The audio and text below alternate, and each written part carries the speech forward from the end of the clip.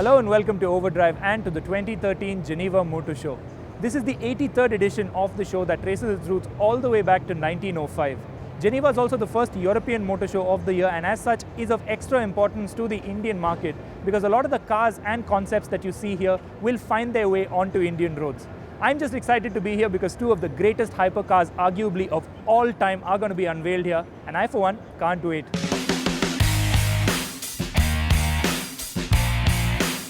Team Overdrive was at Geneva for the first 2 days of the show, reserved for special invitees and the media.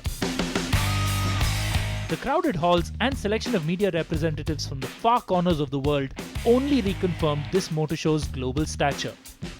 In all, there were over 133 world and European premieres, and by the time the doors closed at the end of the week, over 300,000 visitors had trooped through the halls, pausing only to admire the artistry on display.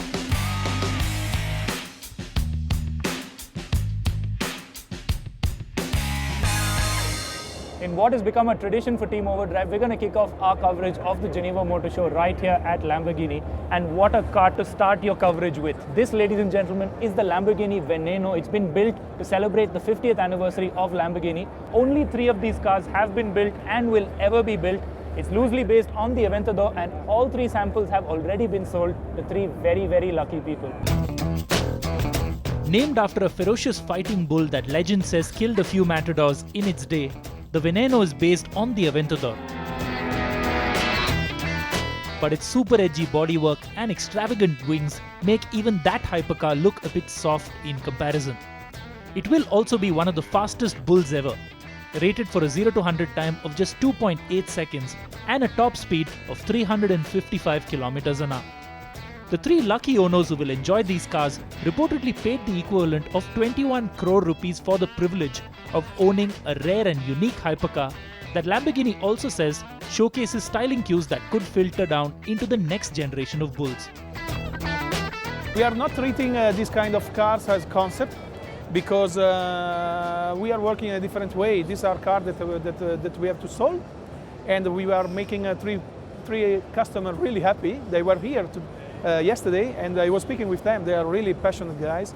But we are using also, in terms of design, this kind of opportunity to test the new designs and new face. For example, in the front you can see a different interpretation of our DNA. The Y-shaped lamps are in a vertical position. So this is something that you can test only in car like this because for the production takes time. And so we have a strong feedback immediately. Lamborghini, Audi and 10 other global brands including the likes of Porsche and even Ducati are all owned by the Volkswagen Group. And while the mother brand is in wait and watch mode as far as the Indian market is concerned, at Geneva it had a lot to showcase. This tiny little car, ladies and gentlemen, is the star of the massive Volkswagen exhibit here at Geneva.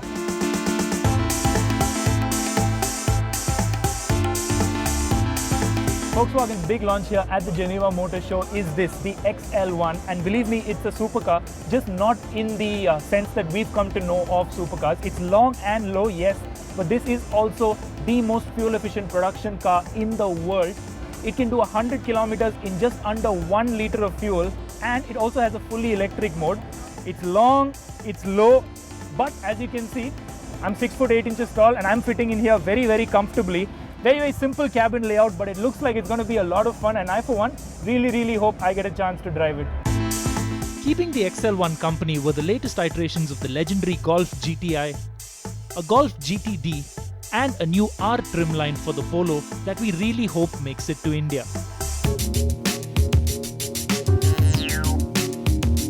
Meanwhile, next door at another VW affiliate, Skoda, the star of the stall was gathering quite a crowd, resplendent in white. This is the new Skoda Octavia that will come to India in 2013, and when it does come to India, it will have the name Octavia. Now this car is longer and wider than the outgoing Octavia, and here in Europe it has the option of 4 petrol and 4 diesel engines. A very, very nice, clean, uncluttered interior, a lot more space inside the cabin, and while the white color scheme and the bright lights on the stands aren't exactly the best showcase for this car's styling. We've seen the styling before as the Mission L concept, and let me tell you that in the metal, it's a very, very good looking car, and I for one can't wait to see it on Indian roads.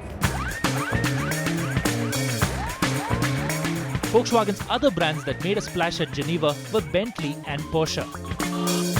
The luxury marque showed off its four-door version of the Continental, and while the new Flying Spur ditches the Continental moniker, the fastest, most powerful four-door Bentley ever does still retain a lot of the styling cues. Porsche meanwhile showed off the fifth generation of its hardcore 911 GT3. The naturally aspirated supercar laps the Nürburgring in 7 minutes and 30 seconds, and it's also the first production Porsche to get active rear-wheel steering, making it faster and even more agile. Still to come from Geneva, Volvo's ambitious new plans for India, a stunning front-wheel drive Mercedes sedan, and a lot more supercars.